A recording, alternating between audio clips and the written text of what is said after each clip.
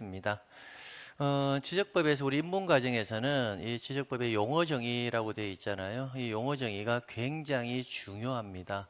용어가 정리가 되어 있어야 여러분하고 저하고 커뮤니케이션을 할 수가 있거든요. 그래서 제가 전체적인 체계들을 잡으면서 체계도 안에 있는 용어 정리를 하나씩 해서 용어 정리가 어느 정도 정리된 다음에 본 강의로 넘어오시면 공부하실 때 굉장히 효과적일 겁니다. 자, 그러면 이제 제가 지적을 체계들을 한번 잡아 볼게요. 그래서 부동산 공시제도의 큰 특징이 있고 이 안에서 이제 우리는 지적법을 한번 들어가 보는 거예요. 자, 그러면 우리 지적법에 이 지적법이라는 법,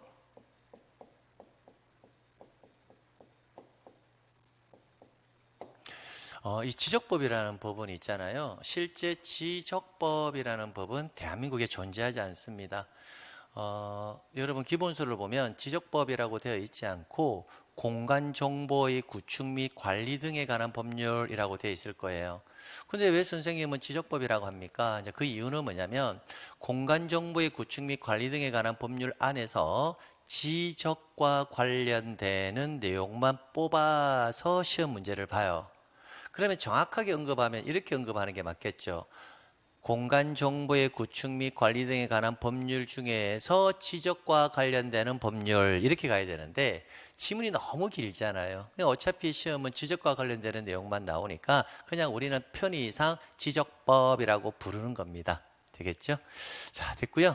그럼 지적법은 토지를 기록해서 외부에 공시하는 법이라고 했고요.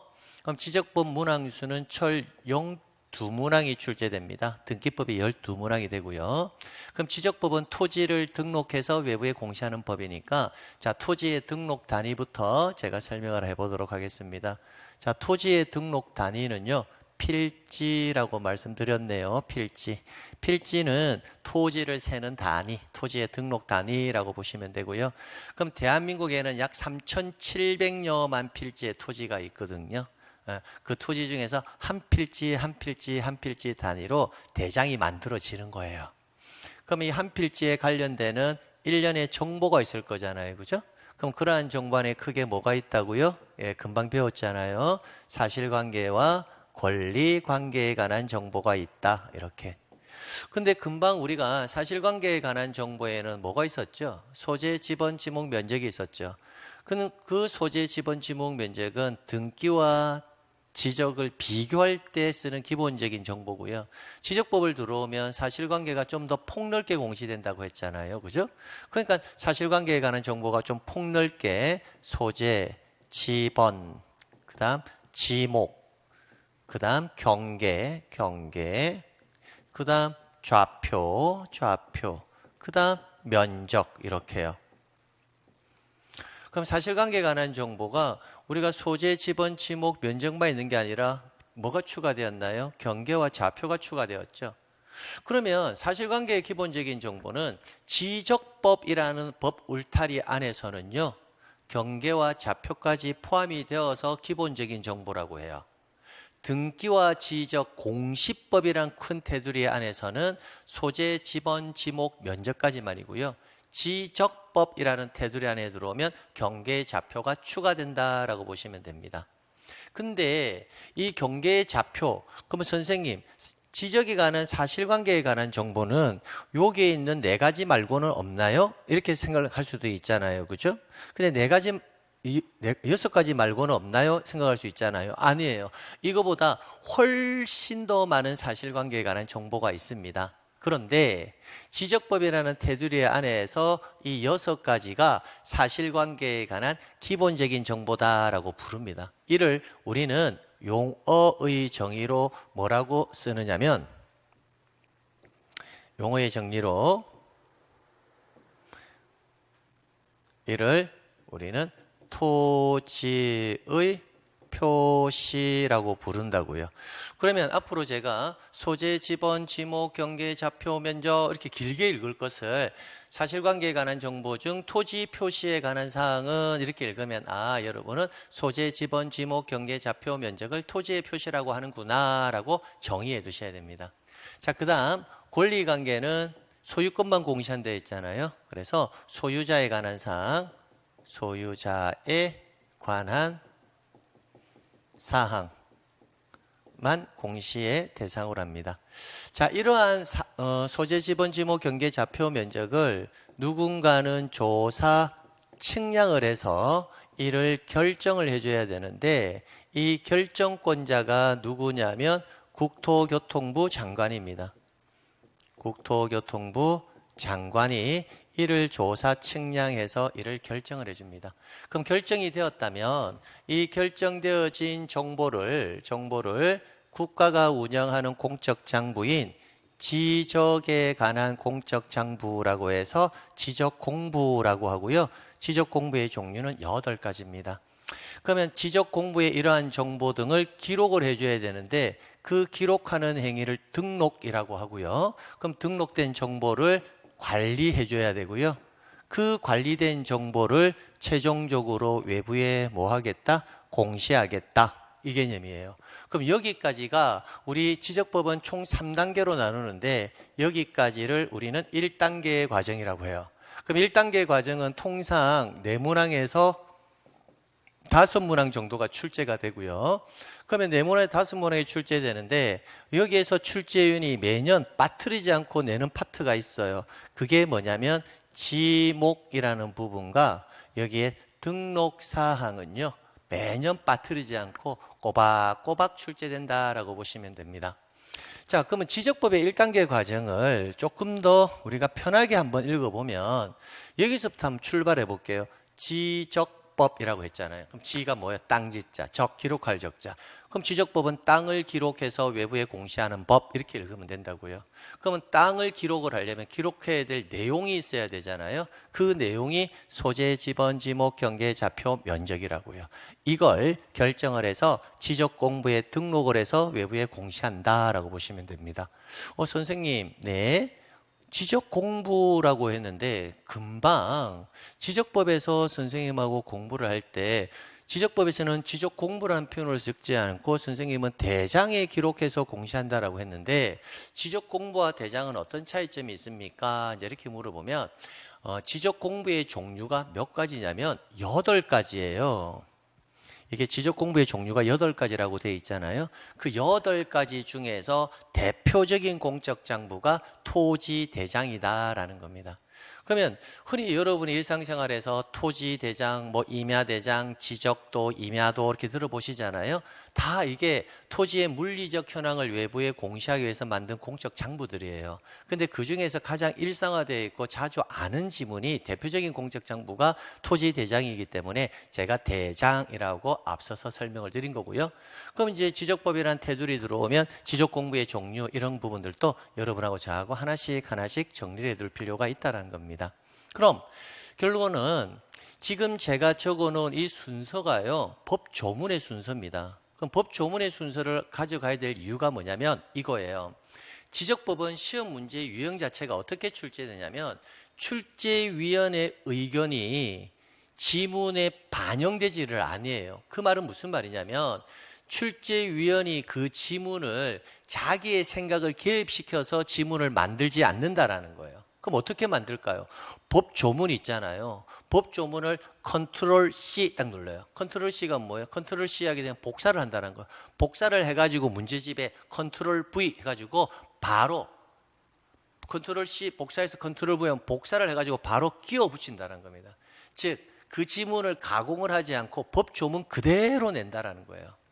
그렇기 때문에 지적법은 단순 암기적 성향이 강한 과목이다라는 표현을 쓰는 거고요. 그럼 지적법을 정리를 잘하기 위해서는 법 조문이 어떻게 흘러가는 그 체계와 우리 기본서의 목차가 어떻게 만들어진지 체계를 잡아 놓아야 법 조문을 하나씩 봐 나갈 때 이 내용은 지번과 관련되는 내용이구나. 이 법 조문은 지목과 관련되는 내용이구나. 이렇게 매칭을 시켜 나갈 수가 있다라는 겁니다. 그래서 여기에서 흘러가는 순서를 잡아두는 게 아주 중요하다라고 말씀드리는 거예요. 그러면 여기 보게 되면 이제 시험 문제를 이제 접근해 들어가면 하나의 필지가 만들어져야 지적 공부에 등록을 할 거잖아요. 그죠? 근데 우리 시험에서 필지 하나의 필지가 어떻게 만들어집니까? 라는 것은 시험 범위에 해당하지는 아니해요. 그래서 필지는 따로 여러분이 공부하실 필요가 없고요. 그러면 이 한 필지 토지에 관련되는 사실관계와 권리관계가 있는데 그 중에서 주로 공시하고자 하는 게 뭐다? 사실관계. 그럼 사실관계에 뭐가 있다? 소재, 지번, 지목, 경계, 좌표, 면적이 있는데 소재를 한번 생각해 보세요. 대한민국에 약 3,700여만 필지의 토지가 있다고 했는데 3,700여만 필지의 토지가 소재지는 결정이 안 돼 있는 곳은 없어요. 소재지는 이미 다 결정되어 있거든요. 그러니까 지적 공부를 만들 때 소재를 어떻게 결정해라 라고 법 조문을 둘 이유가 전혀 없다라는 겁니다. 그래서 공부를 할 때 소재는 법 조문에 따로 어떻게 결정하라 나와 있지는 아니하고요. 자, 그 다음에 뭡니까? 지번이죠. 자, 토지가 공유 수매를 매립한다든지 했을 때 또 한 필지의 토지를 두 필지로 나누어 등록한다든지 기타 등등의 사유로 지번을 새로이 부여해야 될 경우가 있습니다. 그래서 법 조문은 어디서부터 시작한다? 그렇죠. 지번부터 시작하는 거예요. 그래서 대한민국의 모든 기본서를 다 보면 앞에 지적의 기본 총설이 나타나고요. 총설이 나타나고 토지의 등록사항 해가지고 지적법의 맨 처음에 나오는 게 뭐다? 지번이에요. 지번. 그래서 지번을 어떻게 결정합니까? 라는 것부터 배운다고요. 그럼 지번이 끝나잖아요. 그럼 끝나면 뭘 배운다? 지목을 배운다고요. 그럼 지목이 끝나면요. 경계를 어떻게 결정하는지를 배운다고요. 경계가 끝나면 면적이 어떻게 결정하는지를 배운다고요. 그래서 체계가 지번 배우고 나면 지목, 지목 배우면 경계, 경계 끝나고 나면 면적 이렇게 책이 편제되어 있습니다. 왜 그러냐? 법조문의 순서가 그렇기 때문에 그래요. 이렇게 면적까지 조사 측량해서 결정하는 방법을 배운다고요. 그럼 여기에서 출제인이 매년 내는 거는 뭐다? 지목이다라고 일단 체크해 두시면 되겠습니다. 자, 그럼 결정이 되었잖아요. 그죠? 그럼 결정이 되었다면 이걸 어디에다가? 그렇죠. 어디에? 지적 공부에다가 기록을 해준다고요. 그럼 지적 공부의 종류가 또 무엇이 있는지 여러분이랑 저랑 학습을 해야 될 거고요. 그러면 지적 공부의 종류를 알았다면 거기에 일정한 사항들을 뭐 시켜야 한다? 등록을 시켜야 된다라는 거예요. 이런 내용들을 각각의 지적 공부에 등록을 하고요. 그럼 등록을 하면 지적 공부가 만들어지잖아요. 그죠? 그 만들어진 지적 공부 갖다 버려요? 안전한 장소에 보관해야 돼요? 그렇죠. 안전한 장소에 보관해야 된다고요. 그래서 그 지적 공부를 어디에 관리를 하는지 학습해야 되고, 그러면 그 관리된 정보를 이제 외부에 뭐 하면 된다? 공시를 하면 된다고요. 그럼 이제 공시와 관련해서는 논점이 몇 가지가 있냐면, 기본적으로 공시라는 개념은 지적 공부를 발급한다든지 또는 열람시켜 준다든지 이런 내용이 있을 거고, 또 외부에 발급 열람을 시키면서 공시를 하고 있다가 지적 공부가 화재로 없어질 수도 있잖아요. 그죠? 그러면 공시할 수 있는 공적 장부가 없으면 공인중개사가 정보를 구할 데가 없어지죠. 그럼 어떻게 해야 돼요? 지적 공부를 지체 없이 이를 빨리 복구를 시켜야 될 겁니다. 그래서 공시 파트에 또 들어가는 내용이 지적 공부의 복구라는 파트가 나오고요. 또 세 번째, 이러한 지적 공부를 전산화 시켜둘 수가 있거든요. 그럼 그 전산화된 지적 공부를 발급이라든지 열람은 누구든지 자유롭게 할 수가 있어요. 근데 그 전산화된 지적 공부를요, 다른 목적으로 이용이나 활용을 하려면 그때는 자유롭게 이용, 활용을 할 수는 없다라는 거예요. 그럼 그때는 어떻게 해야 한다? 관계 중앙행정기관의 심사를 받아야 되거든요. 이때 사용하는 공시 파트에서 지적 전산 자료의 이용 및 활용에 관해서 또 공부를 하셔야 되고요. 그 다음에 이제 마지막 지적 공부는 아닌데 국민적 요구에 의해서 토지가 있고 토지 위에 건축물이 있을 수 있잖아요. 그럼 우리는 토지와 건물과 관련해서 공시할 때도 토지 따로 건물 따로 공시하는 게 원칙입니다. 왜? 각각 별개의 부동산이기 때문에. 그런데 국민적 요구에 의해서 토지 위에 건축물이 있다면 토지와 건축물과 관련되는 정보를 일원화시켜서 외부에 공시하기 위해서 만들어진 공적 장부가 부동산 종합공부입니다.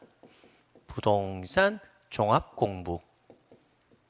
그럼 이 부동산 종합공부에 관해서 공부를 하시면 되고요. 이 내용들이 다 어디에 포함되는 거다? 공시에 포함이 된다라고 보시면 됩니다. 자, 여기까지가 1단계 과정입니다. 1단계.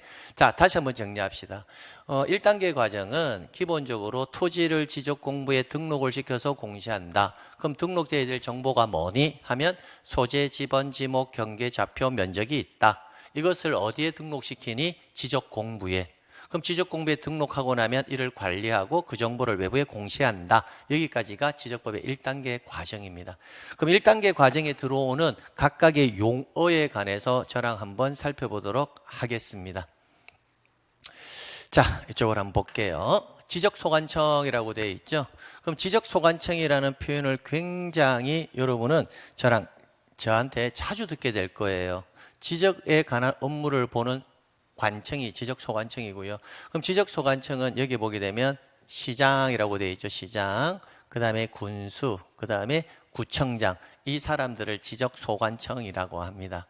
자, 그런데 우리가 언뜻 이제 보다 보면 토지를 관리하는 주체인데 시장도 있고 구청장도 있는 곳이 있고 시장은 있는데 구청장이 없는 곳도 있거든요. 가령 제가 이렇게 한번 설명해 볼게요. 서울특별시, 강남구, 역삼동.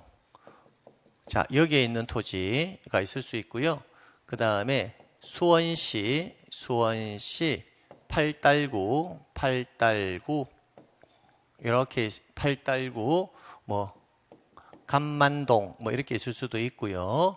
그 다음에 사천시, 선구동 이렇게 있을 수도 있고요. 그럼 이쪽을 보시게 되면 우리가 시장, 군수, 구청장이 지적소관청이라고 했잖아요. 그러면 서울특별시장도 있고 강남구청장도 있죠. 그러면 두 군데가 지적을 담당하는 소관청은 될 수가 없거든요. 그럼 구청장이 존재하면요, 강남구청장이 지적소관청이고 서울특별시장은 지적소관청이 안 돼요. 수원시 팔달구 감만동이라고 되어 있죠. 그러면 팔달구 구청장이 있으니까 팔달구 구청장이 지적소관청이니까 수원시장은 지적소관청이 될 수가 없어요. 사천시 성구동이라고 되어 있죠. 사천시에는 구청장이 없거든요. 그러니까 이때는 누가 지적소관청이다? 사천시장이 지적소관청이다 라고 보시면 된다고요. 그러면 시장이 지적소관청이 되는 경우는요, 구청장이 없으면 시장이 지적소관청이고 구청장이 존재하면 시장은 지적소관청이 안 되고 누가 지적소관청이 된다? 예, 구청장이 지적소관청이 된다. 이렇게 정리해 두시면 되겠습니다. 자, 됐고요. 그럼 군수는 여러분이 알고 계시잖아요. 군수는 딱히 구별할 게 없으니까 예를 들어서 완도군, 삼목리, 삼목리 이렇게 말하면 누가 완도군수가 지적소관청이 된다라고 보시면 되겠습니다. 자, 그다음 이제 이어서 가볼게요. 첫 번째 정리해 드릴 게 뭐예요? 지번이죠. 지번. 우리가 첫 번째 법조문에 나오는 게 지번이라 했으니까 그럼 여기에 지번 나와 있네요. 지번이란 필지에 부여하여 지적공부에 등록한 번호를 말한다. 토지의 지리적 위치 고정성과 개별성을 확보하기 위해서 1필지 1지번의 원칙, 1필지 1지번의 원칙이라는 것은 하나의 필지에 지번은 몇 개가 있다? 하나가 있다라는 겁니다. 자, 그래서 모든 토지는 필지마다 하나의 지번을 부여하여야 한다. 이렇게 해서 지번이 정리되었고요. 지번 부여 지역이라 하면 지번을 부여하는 단위 지역으로서 독립 또는 이에 준하는 지역을 지번 부여 지역이라고 합니다. 자, 결번은 지금 여러분이 확인하실 필요는 없고요. 그럼 지번이 끝나고 나면 뭘 정리해야 돼요? 예, 그렇죠. 지목을 정리해야 되잖아요. 지목. 그럼 지목이라는 것은 토지의 주된 용도에 따라 토지의 종류를 구분하여 지적공부에 등록한 것을 말한다.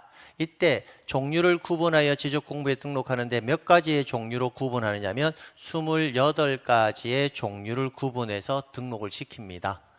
자, 이때 공간정보의 구축 및 관리 등에 관한 법률에서 규정하고 있는 지목은 여기 전부터 해서 어디까지? 잡종지까지 총 28가지로 구분이 되어 있습니다. 그러면 대한민국의 3,700여만 필지의 토지는요, 이 28가지 지목 안에 다 들어오도록 되어 있습니다. 그래서 가볍게 본 강의 들어가기 전에 대한민국의 지목이 이런 28가지가 있어 라고 한 번 정도는 여러분이 읽어보시면 되겠습니다. 지목 끝나면 이제 뭐가 나와요? 경계가 나오죠. 자, 경계람은 필지별로 경계점 간을 직선으로 연결하여 지적공부에 등록한 선, 이렇게요. 자, 여기서 지적공부에 등록한 선이라고 되어 있잖아요. 이를 우리는 나중에 본 강의를 가게 되면 우리는 이런 경계를 도상경계다라는 표현을 씁니다. 도상경계. 이 도상경계라는 표현은요, 도면상의 경계를 줄여서 도상경계라고 해요. 도면 상의 경계, 이렇게 해요. 그러면 경계는 어디에 있다는 거죠? 도면상에 있다라는 거예요. 그러면 이 도면을 나중에 지적 공부의 종류로 가면 지적도, 임야도 이렇게 배워요. 그래서 토지의 경계는 어디에 등록되느냐면 지적도와 임야도의 경계가 등록이 된다라는 겁니다. 그렇게 해서 정리해 두시면 되겠습니다. 자, 여기 보면 경계는 직선의 형태로 지적도나 임야도에 등록하는 것을 말한다라고 되어 있고요. 자, 그 다음에 좌표라고 되어 있잖아요. 그죠? 근데 좌표는 위에 있는 경계 있잖아요. 경계. 위에 있는 경계와 개념이 거의 같은 개념이에요. 어떤 느낌이냐면 우리가 토지의 형상을 외부에 공시하는 방법이요, 두 가지가 있거든요. 자, 이렇게 지적도, 임야도에 이렇게 선으로서 이렇게 공시하는 게 경계예요. 경계. 자, 이렇게 선으로 공시하는 게 경계인데 이 경계를요, 수치화시킵니다. 수치화시켜서 외부로 토지의 형상을 공시할 수도 있는데 그 수치화된 토지의 형상을 뭐라고 한다? 좌표라고 불러요. 그러면 쉽게 말하면 토지의 형상, 모양, 꼴, 형태를 여러분에게 공시를 해줘야 되는데 공시를 할 때 도면상에서 이렇게 선의 형식으로 공시를 하면 경계라고 하고요. 수치의 모습으로 공시를 하게 되면 좌표라고 합니다. 그 내용은 나중에 우리가 경계점 좌표 등록부라든지 본 강의 가면 배우시게 될 건데 아무튼 경계와 좌표는 같은 개념인데 어떻게 외부에 알리느냐에 따라서 달라진다, 용어가. 그렇게 정리해 두시면 됩니다. 자, 그래서 경계점의 위치를 평면, 직각, 종행, 수치로 표시한 것을 말한다라고 되어 있잖아요. 이게 키워드예요. 수치로 표시하는 것을 좌표라고 하고 또 경계점의 위치를 이렇게 선으로 표시하는 것은 경계, 수치로 표시하는 것은 좌표, 이렇게 이해하시면 되겠습니다. 자, 그 다음 면적. 면적이라면 지적공부에 등록한 필지의 수평면상의 넓이를 말한다, 이렇게. 그럼 이제 용어가 지번, 지목, 경계, 좌표, 면적 끝났잖아요. 그죠? 끝나고 나면 이제 결정되어진 애들을 어디에 등록을 하면 됩니까? 그렇죠? 지적 공부에 등록을 하면 되겠다. 그죠? 그러면 지적 공부의 이제 종류와 관련해 가지고 여기서 정리를 하고 가야 됩니다. 한 번은 토지대장, 그다음 지적도, 임야대장, 임야도, 공유전명부, 대지권 등록부 등과 지적공부에 등록할 사항을 공간정보법에 따라 전산정보 처리 조직에 하여 자기 디스크, 자기 테이프, 그 밖의 유사한 매체에 기록 저장하는 집합물로서 정보 처리 시스템을 포함하여 몇 가지가 있다? 8가지. 그럼 지적공부의 종류를 한번 읽어볼까요? 토지대장, 임야대장, 지적도, 임야도, 공유전명부, 대지권 등록부, 그리고 정보처리 시스템. 자, 여기에 한 가지 빠진 가 있는데 요 등에 뭘 넣으면 되냐면 경계점, 좌표, 등록부 까지 포함해서 넣으면 총 8가지가 됩니다. 하나, 둘, 셋, 넷, 다섯, 여섯, 일곱, 여덟, 이렇게 해서 8가지의 지적공부의 종류 암기해 두실 필요가 있어요.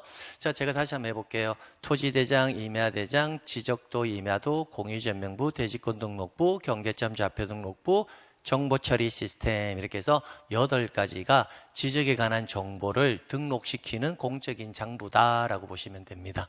자, 그다음 등록이란 토지에 관한 일정한 사항, 즉 각 필지의 지번, 지목, 면적, 경계, 좌표 등을 지적 공부에 기록하는 것을 등록이라고 하는데, 그러면 각각의 위 지적 공부의 종류가 있을 거잖아요. 그럼 이 지적 공부의 종류에 각각의 사항들이 어떤 지적 공부에 어떤 내용이 등록이 되느냐, 그게 시험 문제에 반드시 나온다는 겁니다. 그렇게 해서 우리가 본 강의 때 그런 내용들을 하나씩 저랑 암기해 나가시면 되겠습니다. 자, 그 다음에 이제 넘겨보시게 되면 지적 공부의 복구라고 나와 있죠.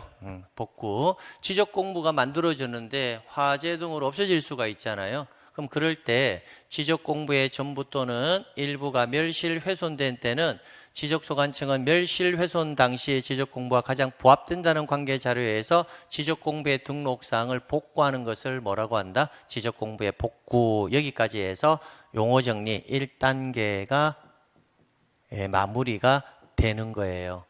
그럼 이제 용어의 정리 또 체계도 몇 단계로 넘어가야 된다? 우리는 2단계로 또 넘어가야 된다고요. 그럼 2단계 부분은 또 잠시 쉬었다가 토지 이동부터 해서 2단계의 내용 체계도와 용어의 정리 간단하게 또 정리하도록 하겠습니다. 네.